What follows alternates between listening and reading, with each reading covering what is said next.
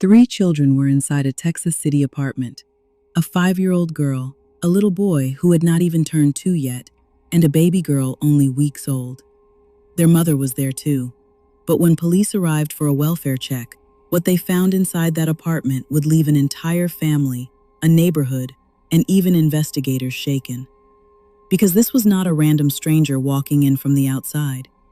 Authorities say the man responsible was someone living inside that home. And by the time the truth began to come out, one question stayed with the family louder than everything else. How could anyone harm innocent children? Before we get into today's story, don't forget to like, comment, and subscribe to Storytime if true stories like this are of interest to you. This story is heartbreaking, so we're going to tell it with respect for the victims, their mother, and the family left behind. In January of 2019, police in Texas City, Texas, responded to a welfare concern at an apartment complex. From the outside, it looked like any other apartment community. Neighbors were nearby. Families were going about their day. Nothing about the building told the world that something unimaginable had happened inside. But behind one apartment door, officers discovered a scene that would quickly become one of the most disturbing cases the community had ever heard. Inside were 3 young children: 5-year-old Angela Pilot, Prince Larry Brown, who was almost 2, and baby Ashanti Mehmood, who was only weeks old. Their mother, Kimaria Nelson, was also found alive but badly injured. She was rushed to the hospital, fighting to survive injuries authorities described as severe. At first, the public only knew pieces: a welfare check, a mother injured, 3 children gone, a suspect being searched for. But as more details came forward, the story became even more devastating. The man authorities focused on was 27-year-old Junaid Hashim Mehmood. Reports said he lived in the apartment with Kimaria and the children, and that he was the biological father of baby Ashanti.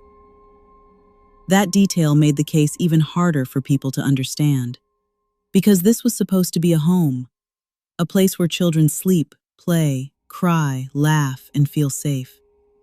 Angela was only 5. She should have been thinking about cartoons, toys, school, and the small joys of being a child. Prince was still a toddler, close to turning 2. He was at the age where every day should have been about discovery, learning words, running around, reaching for comfort. And Ashanti was just a baby, 6 weeks old, new to the world, completely defenseless. Authorities later said the children had suffered fatal injuries, and their mother had also been attacked. Out of respect, we are not going to focus on graphic details. What matters most is that 3 children were taken from this world in a place where they should have been protected. After the attack, police said Mehmood contacted authorities and eventually surrendered. Reports said he was found near a restaurant parking lot after telling officers where he was. Investigators also began looking into his background. According to reports, Mehmood had a criminal history that went back years, including assault-related convictions. One previous case involved an assault against a girlfriend. Authorities also noted that, because of prior convictions, he should not have legally possessed a firearm. Then there was the social media trail. Reports described posts that were offensive and degrading toward women. Some were described as angry, disrespectful, and disturbing. And after the tragedy, people looking back at those posts felt they showed a pattern, not just of anger, but of control, hostility, and contempt.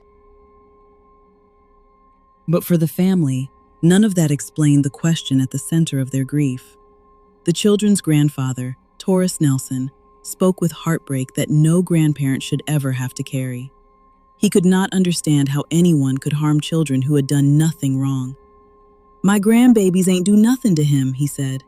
"They didn't deserve that." And those words cut straight through the legal language.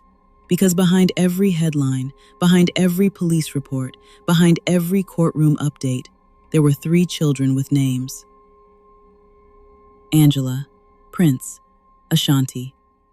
They were not statistics. They were not just victims in a case file.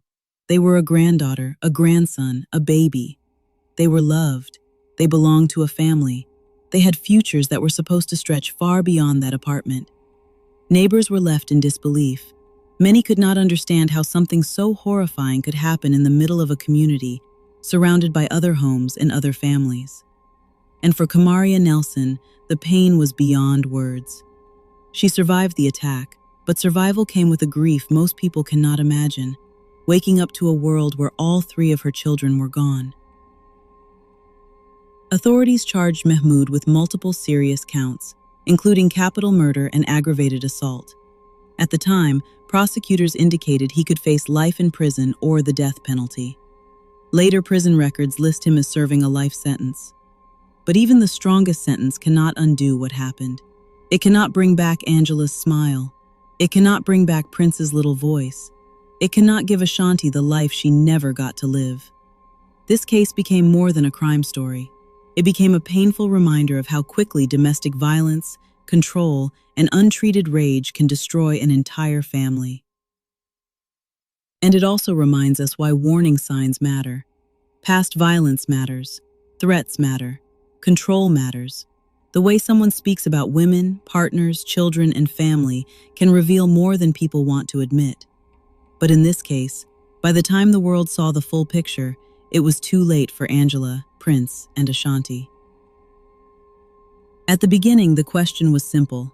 How could something this devastating happen inside a home where children were supposed to be safe? And by the end, the answer still feels impossible. Because no explanation will ever make sense of 3 little lives ending in one night. Angela, Prince, and Ashanti were not just part of a case. They were children, and their names deserve to be remembered. Rest in peace to Angela, Prince, and Ashanti. If this story moved you, leave a respectful comment for the children and their mother. And don't forget to like, comment, and subscribe to Storytime for more real stories told with respect, truth, and remembrance.